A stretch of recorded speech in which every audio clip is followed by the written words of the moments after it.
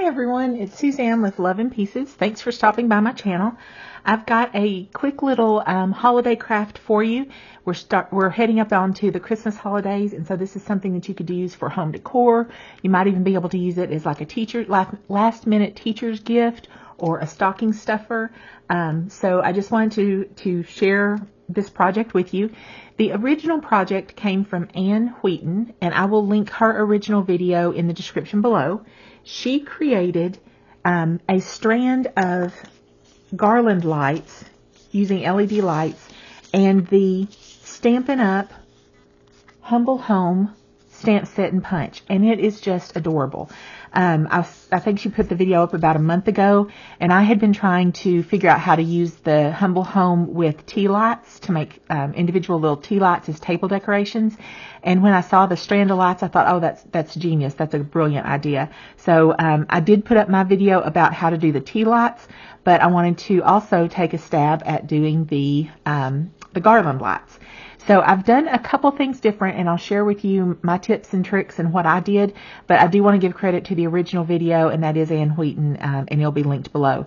And if you do want to make these, I would suggest you watch both videos because we take a different approach just from different tools, and so you might be able to pick up something from both of us on how we did it.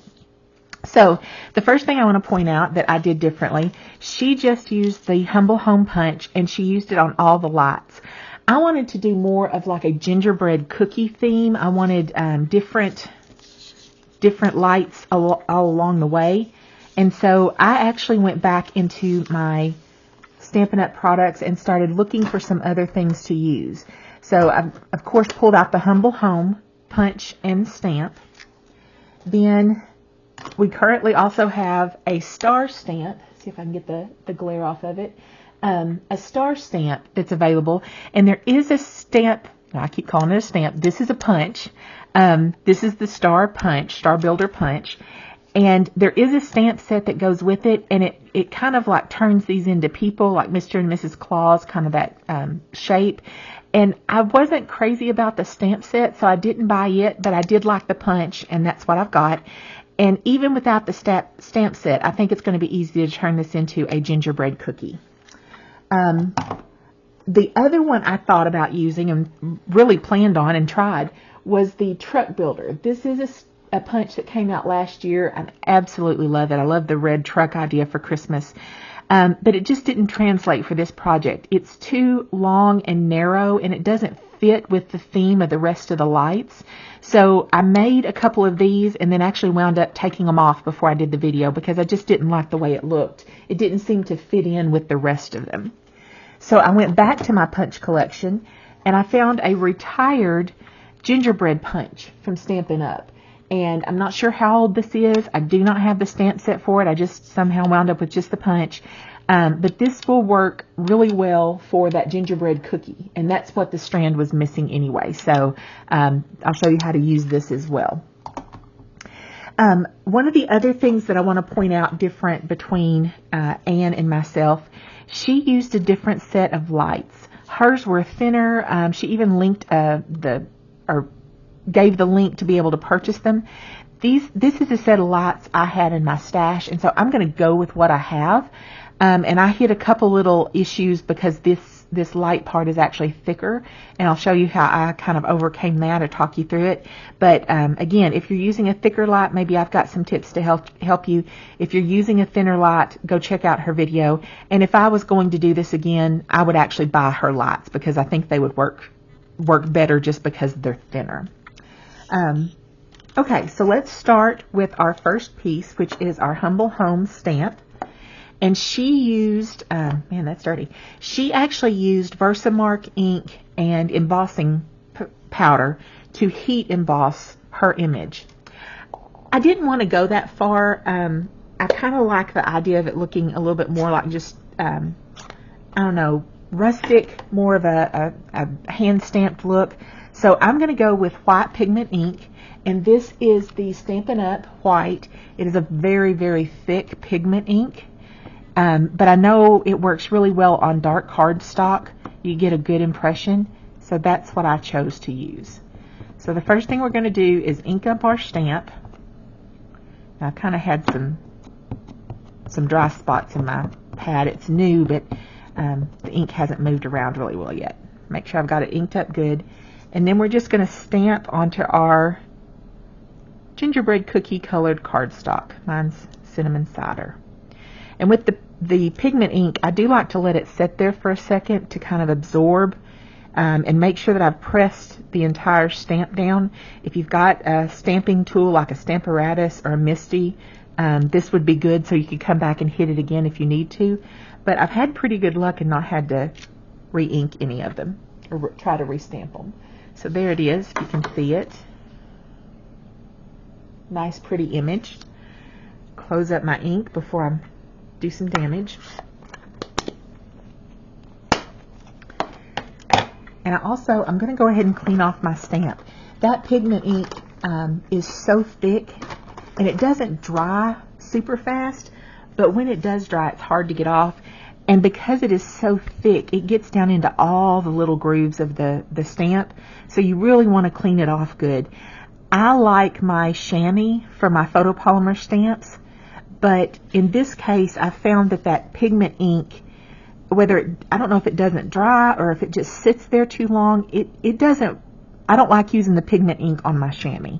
So I'm using just a baby wipe to clean it off. That's how I used to do my stamps before I got the chamois. And I have trouble finding some that won't fuzz up and leave lint and stuff. So if y'all got a good chamois or a good non-linty baby wipe suggestion, put it in the comments because I'm still looking for a good baby wipe. Okay, everything's cleaned up. And this has had a second to dry. The pigment ink does take just a minute more, but it's now dry. So we're going to pull up our punch and punch this out. I've found with the Humble Home punch, if you line up the bottom nice and straight and then you line up the chimney, everything else comes into place. Those are my 2 points to work on, or to watch, is the very bottom and the chimney. If you kind of get this point and the bottom straight, you're good. And there is our punched out home. These other little pieces, that's just a heart for decoration, or that can actually be used in the windows if you want.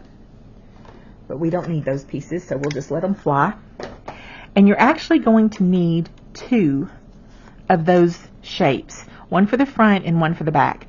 And this is another difference. Anne does a reverse stamping technique so that you reverse this image onto this side of the paper, so that when you line them up, the chimneys will line up, but both sides are stamped. You can't do that. I'll pull this over. So like if this was laying like this and that's the back, that would be the side you see. And if you look, the chimneys don't line up. You can see that. There's the paper chimney, there's the stamp chimney. So there's a technique called reverse image stamping where you can stamp it onto a silicone mat and then pick the ink up off the mat onto your paper. I didn't want to do that. It's a little fiddly. It can be hard to do, and I'm wanting to enjoy this project. Plus, here's my rationale. I'm doing gingerbread cookies, and we all know that you don't decorate the back of a cookie, right? The back is always plain. It's what's cooked against the sheet. So I'm doing gingerbread cookies. At least that's the story I'm sticking with. So you need your 2 pieces, the front and the back. Now, I've got a couple punches here. Anne cuts out the door on her house. I think that lets out a little more light than I want.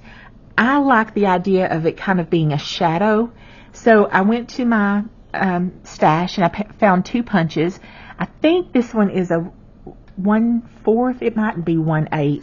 But it's just a small handheld punch. And I used that on the other ones. But it was too big for the house. So I went down, and I think this is probably like a 1/16 maybe. It's a real small little punch for paper crafting. And it works perfectly to punch inside those window panes. My lighting is not working in here very well. To punch inside those window panes so you can let some light out. So what I'm going to do, let me show you with a pointy tool. I'm going to poke a hole at the top of one pane and the bottom of the pane beside it. And then the top of the bottom pane and the top and the bottom of the pane beside it. What that's going to do is offset the holes so that if I get too close together, they don't punch out just a giant hole. That'll keep them as individual little holes. So I can't do that from far off. I'm going to have to pull it up to my face to do it. But then I will show you what the result looks like. And just take a moment and, you know, take your time with it. Line it up.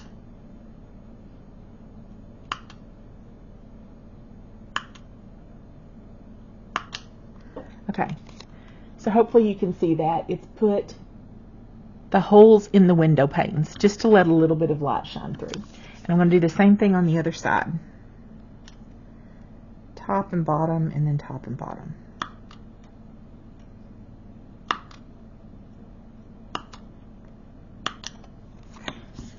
Yeah, there you go.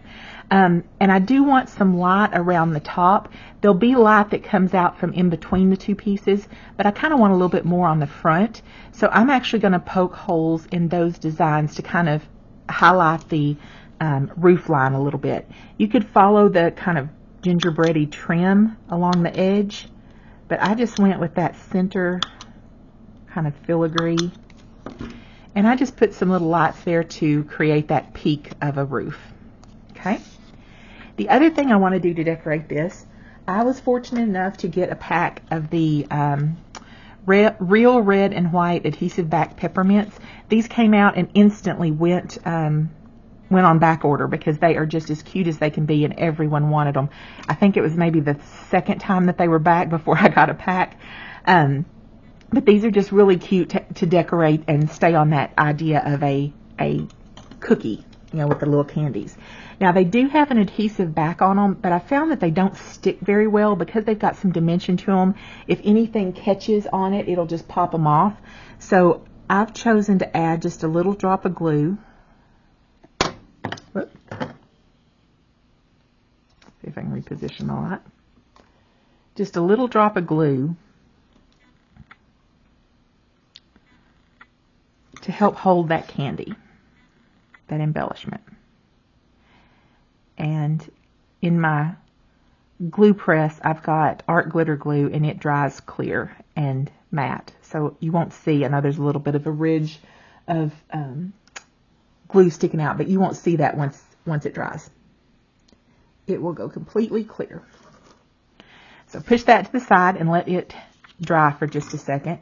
And let's pull out our strand of lights. And I saved the very last end one because it's the easiest to get to and to do. So we'll see how this stays. I will say that while I was doing these, I stretched them out. I got my wires nice and straight, and I made sure they were all facing the same way. And then the very first time I picked it up, some of them flipped backwards. So if you're stressing about that, just know they may flip. They just because you lay it down front side up may not mean it stays that way. When people put these out to decorate, you may just have to kind of prop them up, you know, with whatever you're setting them around. They may have to have a little help to keep the front. So if that's my front, I know that this is going to go, I need my front laying like this. So I'm going to turn this upside down so I can work on it upside down. Okay, so hopefully you can see the little holes that we've punched. Especially with these lights, the light mostly shines out to the top. You don't get much towards the bottom. So you want to put it as low as you can to get to your lowest lights. If I put it way up at the top, I'm only going to get these lit up. The bottom ones won't light up. So I'm going to bring it down. I still want that whole piece to be kind of hidden, but I'm going to bring it down as low as I can to try to get as much light out of those sides. And the easiest way to hold that down is just with some good old clear Scotch tape. At least with these lots. And I'm going to try not to cover up. I know my hands are in the way. I'm going to try not to cover up the holes that I've punched for the light, just because I don't want it to show through on the front side. There's a couple of the others that it did that, and I didn't realize how it would look until it was too late. So just words of wisdom there.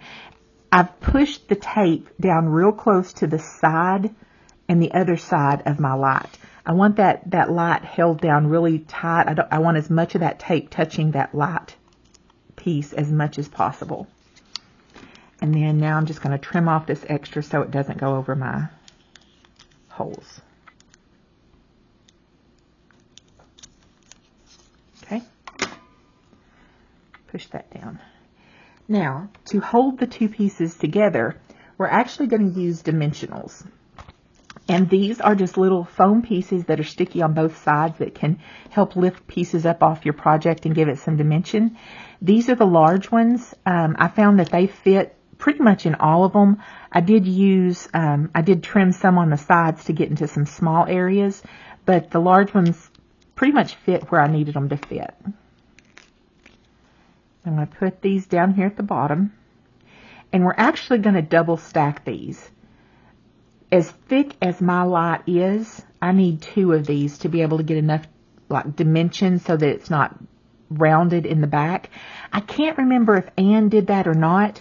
If it's in her video, then of course she gets credit for it. If it's not, then I'll take credit for it. I've slept since I watched her video, and I don't want to claim anything that I dreamt up and thought, oh, that's my idea, and it came from her. But I am going to double stack them just to give more height in there.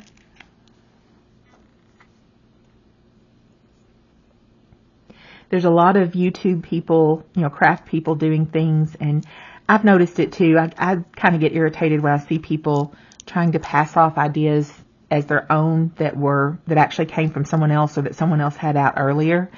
Yeah, we all are crafty, and we might come up with the same ideas, but anytime I've seen something or I take inspiration for something, I want to give credit to the original person and encourage you to go watch that original video, because you might take a different type of inspiration from it. You might watch her video and come away with something totally different, or better tips than I wound up using from her video.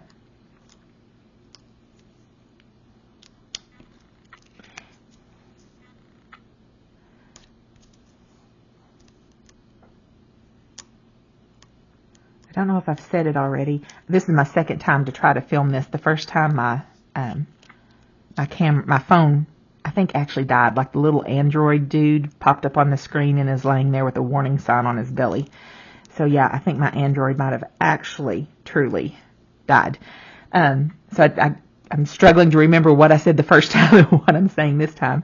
But I'm trying a new setup. I've got a different light, and since my phone died now, I'm going to a webcam, and hopefully I'll be able to start improving my videos. So for this top, I do want something up here to hold it. If you've got some small dimensionals, that would be good. You can also cut your dimensionals along the edge. A lot of us do this to just use up every part of our sheet because it's all sticky and all usable. So I'm just going to trim off a piece and put it right up here near the top. And I am going to double it up because I want it to all be even.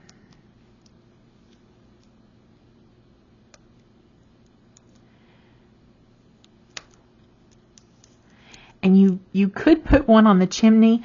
I don't think you have to. And in fact, it lets the light kind of come out a little bit more, almost like a fire coming, the light from a fire in the chimney. So I'm going to leave that open. And then now we just line up our chimneys, line up the bottom, and we stick the two pieces together.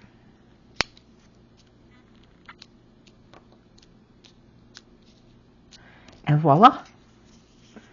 There we have a gingerbread cookie tree light.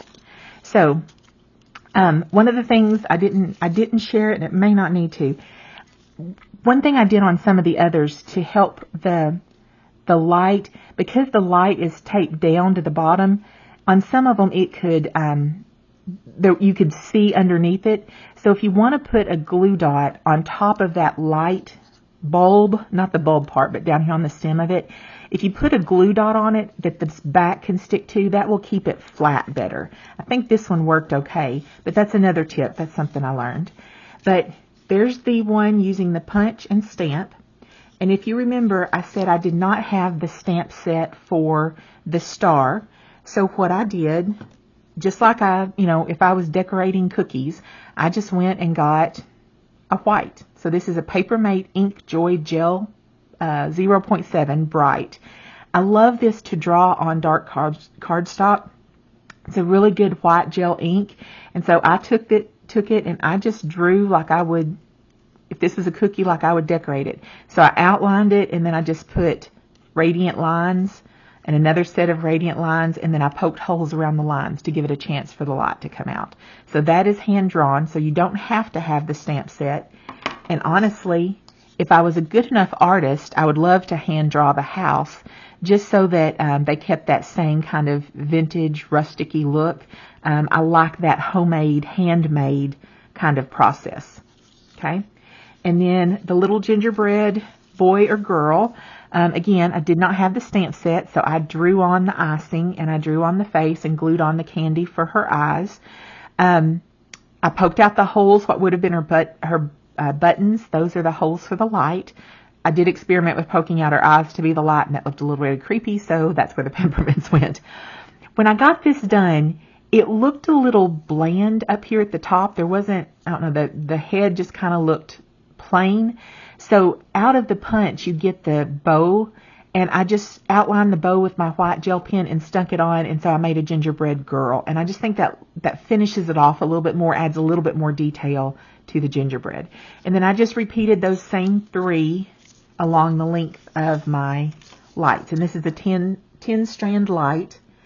And I'm going to flip off this. I don't know if it's going to be dark enough for you to see. We'll turn them on.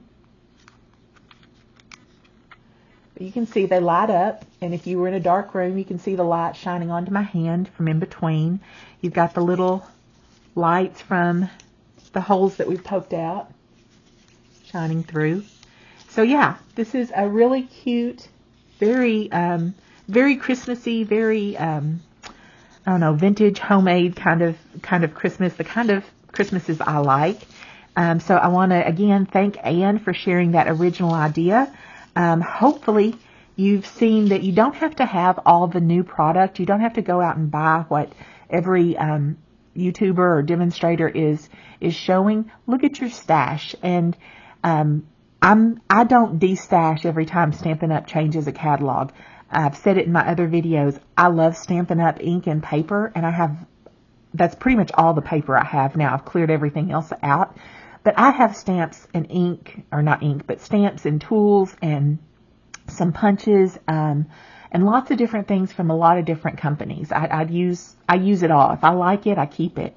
And so, especially with Stampin' Up!, that's how I ended up with the gingerbread guy. Somehow I saw him and didn't have the stamps, and I thought maybe I'll stumble across the stamps sometime.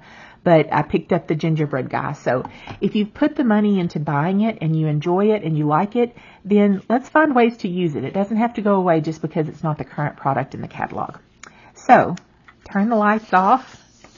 Give you one last look at our gingerbread house, gingerbread cookies, house, star, and girl. And wish you all the best. Hope you have a very Merry Christmas. Hope everything is well in your home. I hope you have a chance to be creative. And as always, be nice to people. Bye.